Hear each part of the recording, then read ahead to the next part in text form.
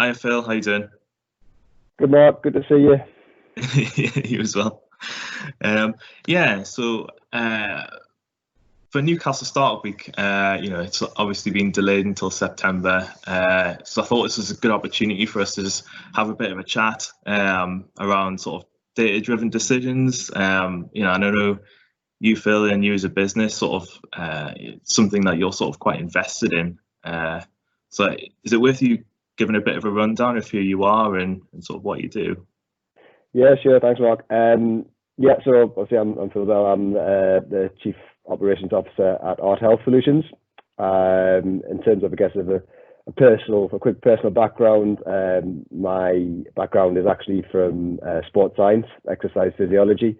Sort of did all my studies through that to PhD, and did some lecturing before moving into working in elite sport, working with athletes to help them get better, be fitter, faster, stronger, jump further, whatever it may be. But as part of a commercial organisation, a consumer healthcare organisation, it was off the back of that that myself and my business partner decided to found Art Health Solutions, where we look to, I guess, apply our expertise in being able to robustly measure stuff, shall we say, on humans, but apply it to the more corporate environment, and help businesses understand the impact of the workplace environment, the workplace experience they provide on the employee, so they can, make better decisions with regards to how they, support their employees and set up their business, really. Yeah. Oh, awesome. I've got a couple of questions on that. The fitter, better, stronger. I think we'll probably need to have a bit of a conversation about that after the. Very much ado as I say, not as I do. Yeah, I think it must be an interesting time for you guys, with what you just said around sort of monitoring this in the workplace and then seeing a massive shift in what's going on in the world due to COVID. How has that changed sort of how you're working and what you're offering as a service, as a scale-up? Yeah, you're dead right. It has changed, quite dramatically, I guess, what we are, at least, currently. I think it's, in a sense, has accelerated where we wanted to get to. Just, I guess, to kind of give a bit of a précis of where we were. Our services we generally have delivered in the workplace to date. So we've went into corporate offices, set up large groups within those offices with wearable technologies, onboarded them through the various data processing consent forms, really engaged with them on a face-to-face basis, not a video conference. So, it was a very, very different setup, and it was going along very nicely. Now, what we had recognized early on was that in order for us to scale, we can't do that all of the time.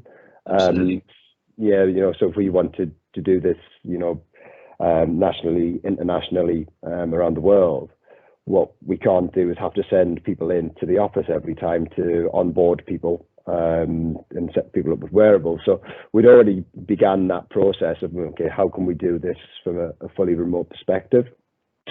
I guess what the impact of the pandemic did is it basically accelerated our need to do that, because all of a sudden nobody's working in the office anymore, so we can't measure them in the office anymore.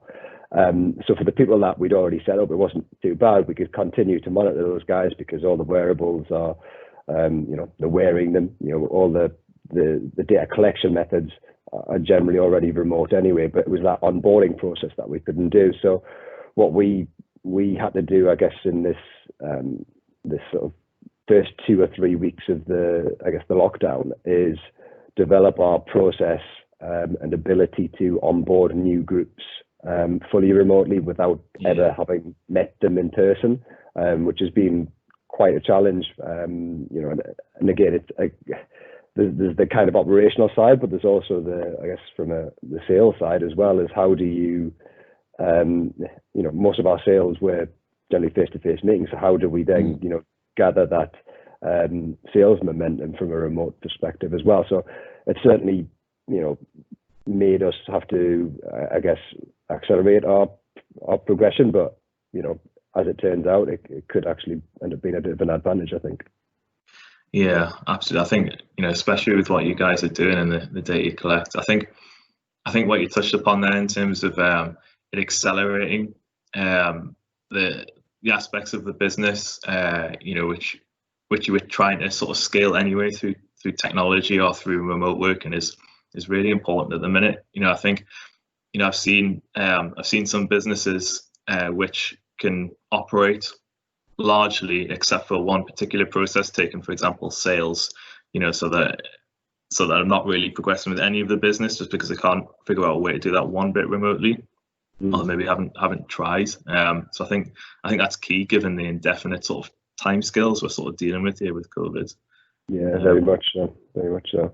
Yeah, I think that, I say from an operations perspective, we've managed to move quite quickly and got that right now. I guess the sales thing, it's only been 6-7 weeks now. That'll the proof will be in the pudding, I guess, in that sense. Whether we are able to continue to do that fully remotely, and the way in which we work as a whole society might change, and sales via video call might become the thing. That's how you do. Everyone does it. I guess we'll have to take that as it comes, but things have went pretty smoothly so far. Yeah, and I think on top of that, because everyone's in the same boat, everyone's expecting to buy remotely now as well. So yeah, for sure. Yeah, I say it's a bit of a new world we're moving into, for sure. So I think you must have a sort of unique perspective on this, and you're a scale-up business yourself. Yeah, as part of the service you're offering here, collecting like tons of data and working from home, and you have that data to compare to from when people were working in the office. Yeah. Have you sort of identified any problems, and if you have, sort of what advice would you give in terms of remote working to combat those? Yeah, I think it's clearly this is a fairly early stage in the increase in home working, if you like. Yeah. I think what the first point I would make is, and probably what I would expect, is it's very different for different people. What works and what doesn't work for a HR person in London may work for a R&D person in Singapore. It kind of depends a lot upon the persona of the person, what their demographic is, what their home working environment looks like. I guess some more general themes that are coming through that we are seeing, fairly consistently is around sleep actually being improved. And that's both from a quantity and a quality aspect. We've kind of seen sort of a specific aspect of the sleep, sort of restorative sleep, that's improved by around about 3% Nice. in the data that we've got. And sort of sleep actual time has gone up as well. So, that, there's plenty of things that can influence that, but, you would suggest that the removal of the constraints of the working day, then you don't need to be at the train station at a certain time to leave work and go. So you've kind of got that more flexibility in your working day, which means that probably has that knock-on effect with your sleep. One thing that probably was expected was that we've seen a decrease in physical activity. So in terms of simple metrics like steps, they've gone down around about between 20 and 25% for most people. But it's quite a lot. Yeah, it is quite a lot. But interestingly, in a lot of the cohorts, we're seeing the kind of actual minutes spent doing more structured activities being maintained. So nice. People are still able to get out and do their, whatever exercise they do, whether they go running or they go to the gym or probably not going to the gym at the minute, but doing their exercise. They're able to maintain that, but there is perhaps a bit of a knock-on effect of not being in and around the office and not having that commute to and from work on the amount of steps they're doing. So these are sort of obviously very early insights, but they're quite important as a I guess as an employer wanting to look after your staff as a corporate responsibility and understanding this data, so okay, so that's changed. That's probably going to have an impact, not going to impact on health. What do we need to do from a support perspective to allow them to get back closer to, I guess, the physical activity levels that they were at before? Yeah, I mean, I know this is anecdotal, but it's interesting what you mentioned there in terms of, I've seen a few things on LinkedIn where people are suggesting that physically they're not tired, but mentally they're quite tired, especially from doing things like this. Whereas they might have social interaction sort of face to face before, they're doing that remotely now. So there's they're saying that there's extra effort required in these sorts of interactions. So is there anything you've noticed around that in terms of how people are mentally or cognitively? Yeah, again, I think it varies from group to group. It was interesting. We had a comment from a person who works in a similar space on our sort of latest LinkedIn post around the early insights for our home working data. And whilst we've kind of reported some, I guess, positive sentiments towards the mental side of things, they've actually reported, identified some slightly negative ones, right, in terms of, I guess, alluding to what you're saying, kind of being always on, that term, always on type of thing, because it feels a little bit more formal when you're doing these video conference calls than it does when you're sitting in the office and you shout to your mate 5-10 meters away, so can I have a quick word. It's quite a different mental approach, I guess, and having to be ready at your computer. So there is that sort of difference, and I think it probably comes back to a little bit where you started from. So if you started from that guy the girl that works in the office and normally has these very small 5-minute, 2-minute conversations, that's what you're used to, and then you've gone to this where every conversation is you're putting at least half an hour in your diary for it, when really it's a 2-minute conversation. That probably feels quite a big change. Whereas if you were a regular remote worker who maybe travels a lot and there's a lot of their conversations with their colleagues via video, then it probably doesn't feel that much different. So I think that kind of highlights the importance of collecting the data around different groups of your groups, because applying someone else's insights from their data to your group isn't necessarily going to have the same output. And that's why it's about being specific and understanding the data from your team to make sure you make the right decisions around it. Yeah, I think that's an interesting point, actually. Especially as for example, in our business, software development, we had a remote working policy in place before, so people were naturally able to do that. So I'm assuming it's less jarring for our team to sort of work remotely fully than it is for a team who's just encountering this now for the first time. So I guess off the back of that,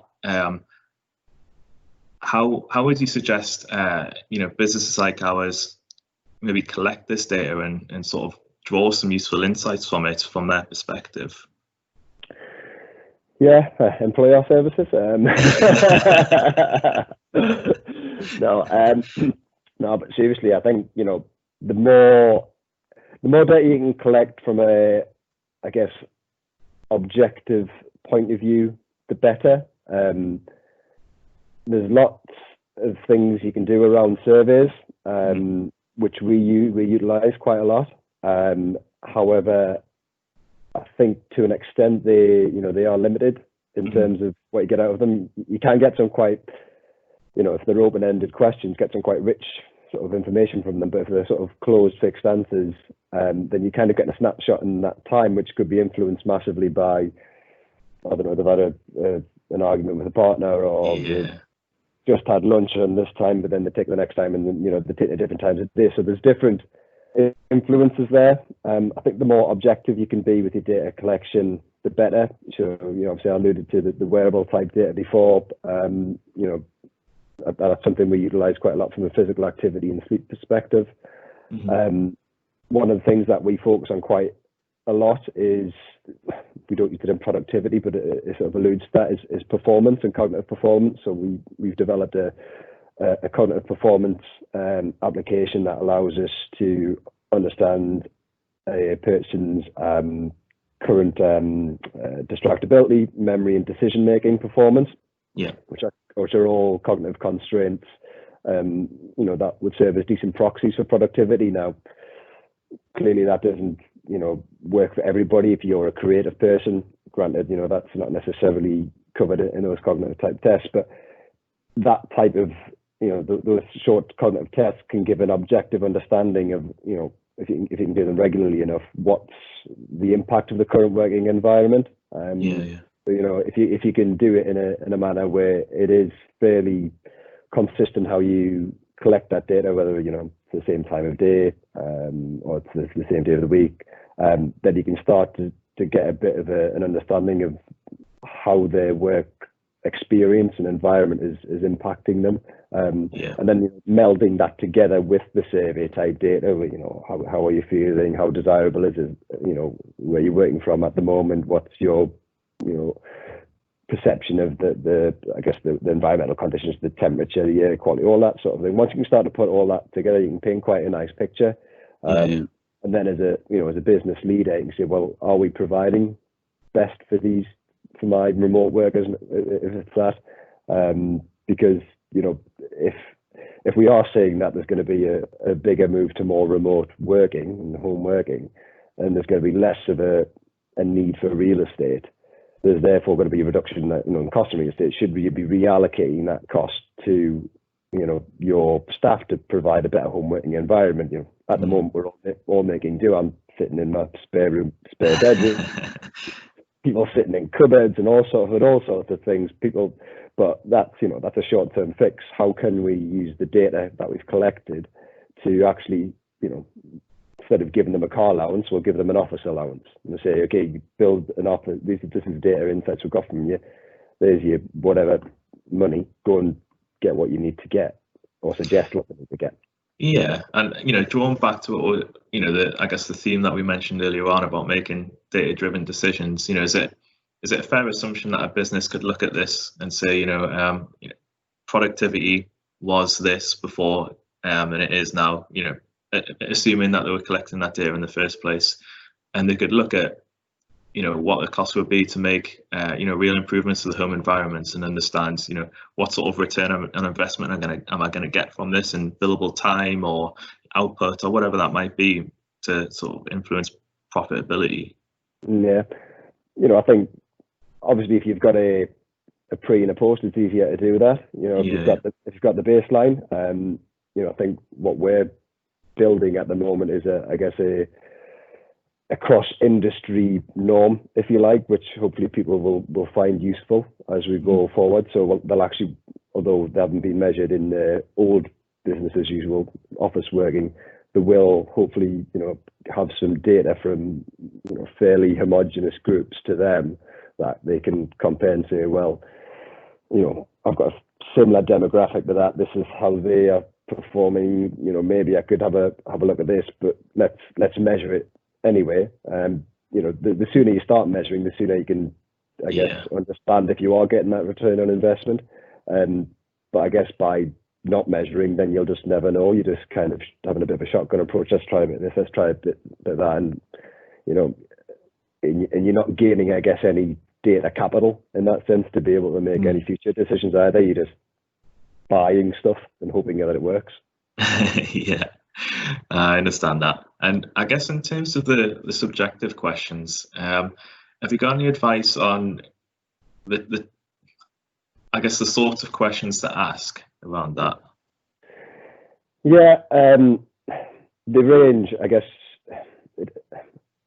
they can be whatever you want. I guess what you need to understand as a business, identify as a business, is what you want to know about what you think really influences the performance, health, well-being of and experience of your employees, and you can factor those in to the questions. I mean, the things we tend to look at consistently are things like the environmental conditions, so around what exposure to light they're getting, how they feel about the air quality and the temperature, those things that we can then link to, because we've got them doing cognitive performance tests as well, we can then link them together to show how these things change with perceived changes in environment.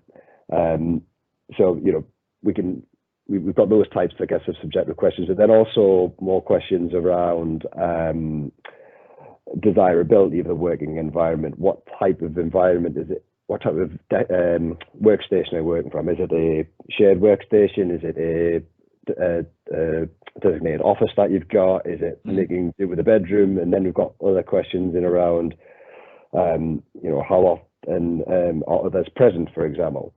And I think it's, you know, I think the strength in what we do anyway is the ability to link that data rather than having it as standalone data, Right. because, like I said before, the subjective on the data alone is valuable to an extent, but without, I guess, linking it to a performance metric, you don't necessarily know the impact objectively as much. You have that kind of subjective feeling, which I say is valuable, but the more you can link it to other more objective constraints, I guess, the better. Yeah, I understand that. I think, especially as part of the wider picture, I think, is there value in collecting the subjective questions even in isolation, just to understand, you know, if someone's trending, say like into mental decline? Yeah. So without a doubt, and I guess I'm not trying to poo-poo off the subjective questions in isolation, not at all. That's completely valuable, and there's certain instances where, you know, subjective qualitative data is, you know, more valuable, I guess, than objective data, because of how you can frame things. So without a doubt, I think, you know, trending those things across time is important, because we're not always talking about performance, as you've alluded to there, with, you know, it's health and well-being as well. And to be fair, you know, you don't need to have objective data to know that if someone is trending towards, you know, more stress, more anxiety, lower happiness is going down, all these more sort of subjective question and responses that you get, it doesn't take a rocket scientist to know that they're probably not going to be performing very well either. So I guess it's, you know, yes, not everybody's going to be able to collect cognitive performance data, so, you know, there's definite value in the subjective alone stuff as well.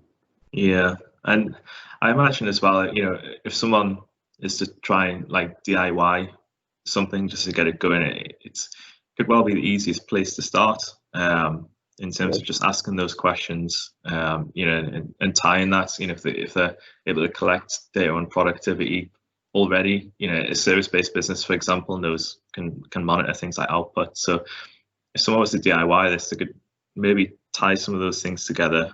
Yeah, for sure. I know there's lots of other metrics for performance that, you know, that vary from industry to industry. Like, say if you've got, you know, specific outputs that you can monitor, or screen times, or whatever, or, you know, rates of answering calls. Or, I don't know. There's lots of other ways of measuring that, and maybe more bespoke, or would be felt by the business as more useful. But like I said, yeah, for sure, that to sort of quickly get into it, the quicker you can start asking these questions, the better. I guess I would just make sure that when you go into it, before you do it, you kind of think about the questions and design it properly. I think there's quite a lot of things to consider around, as an organization, what you should be and what you shouldn't be asking, how you are using that data. There's a lot to consider around that sort of data protection side of things as well. You can't just be asking data for the sake of asking. You've got to have a reason for doing so. You know, and this is a lot of the stuff we've had to go through with our clients, you know, coming from when we started as a business, not realizing how much actually goes into that side of things, particularly with large organizations. You know, they're very, very conservative on that side of things. You have to be Loctite. So yeah, absolutely. Just, you know, as a smaller, you know, startup or scaling organization like both of our businesses, I guess, you know, I guess you can be a little bit more free with it, I guess, as long as, you know, you're getting the needed consent and everybody's on board with it. I guess it's when you start to roll out of organizations, got 5,000 people who you don't know face to face, then you have to be really tight, because you know, if you're collecting something that they don't want you to collect or haven't consented to or don't understand why you're collecting it, then you're putting yourself in a, you know, you're backing yourself into a corner where, you know, you might just have to get rid of everything. So just be smart about how you design things, I guess. Yeah, I think that's a good point. Okay, so I think in terms of how you as a business are applying some of these practices internally, you know, we've talked a lot about making data-driven decisions from a performance point of view. Are you using that methodology sort of in other areas of your business while scaling up as well? Well, I guess we're definitely using it from the perspective of, you know, what our services are to other people. So, you know, we've collected data on ourselves, and because of that, you know, we've really started to have conversations as a business around how are we going to operate. And currently, you know, we've got sort of three locations for our staff. Pre-COVID, if you like. There's myself up in Newcastle. My business partner is over in Kilkenny in Ireland, just south of Dublin, and then the majority of our team are in London. So London was kind of the hub where we would all meet. Yeah. Now that we're collecting this data, you know, obviously it's enforced home working, but we're seeing that, you know, we're not losing anything in the way of productivity from a health perspective. We're actually maintaining that. The only thing that we're kind of missing out on, I guess, is the social interactions, you know, like maybe feelings of isolation a little bit. So how can we use that data to inform how we operate? Do we actually need to have the London office anymore, or do we reallocate that spend in London to ship people once a month out to do a team meeting, whether it be over in Kilkenny or Newcastle? So I guess that's how we're using, you know, the data that we're collecting there. Like I said, I don't manage the sales side of things, but I know that my business partner Paul, who does manage that side of things, is, you know, being a scientist himself from a background, is very keen on using, you know, data to understand, you know, how many leads he was getting prior to COVID, you know, going out and doing, you know, using the methods we were versus, you know, doing what we're doing now, which is, you know, we're increasing our sort of social media outputs and using that sort of, I guess, methods to reach our market, and, you know, looking at how many website hits and article hits we are getting to see, you know, well, how much time have we spent doing those articles, what bang for buck are we getting in terms of, you know, exposure. Yeah. Or, well, actually, do I need to be traveling over to London to do these face-to-faces when I'm actually getting more value out of spending more time doing a few more articles and a bit more LinkedIning? So it's, data sort of decision making is prevalent and I guess a fundamental throughout both our business running it and also delivering our services. Yeah, I think you know, sales is an interesting one for me because that's my responsibility in this business, and I think there's so many tools out there now, and it's so easy to collect this data and, you know, to tie it all together. You know, it's, you know, web traffic, for example, Google Analytics, you can pull all that in. You can see how that's been influenced. You can see how that changes your average lead value, and, you know, again, linking that to time. Loads of time tracking tools out there, which is really useful to see how much time you're putting into a lead versus, you know, the lead value, and you can understand like all of this quite quickly as well and measure that objectively. Yeah, so and I think just from speaking to Paul, you know, he's been utilizing quite a bit, and it appears it's fairly easy to use. You know, a lot of those things you mentioned, those Google Analytics sort of dashboards and things that he's been using to sort of, I say, quantify how effective our, I guess, marketing, social media reach has been, is really quite useful. And like I say, it just speaks very much to the language that we want to, you know, be data driven. Yeah, and it's just easier as well, isn't it, operating under those circumstances when you can rule something in or out. I think that's the problem with assumption is it ends up chasing your tail. For sure. Yeah, no, definitely. Yeah. Okay. Right. Well, I mean, it was great to speak to you, Phil. I know we've probably got to go off and grab some lunch now, so I don't take up any more of your time. No. But that was awesome. Thanks for that.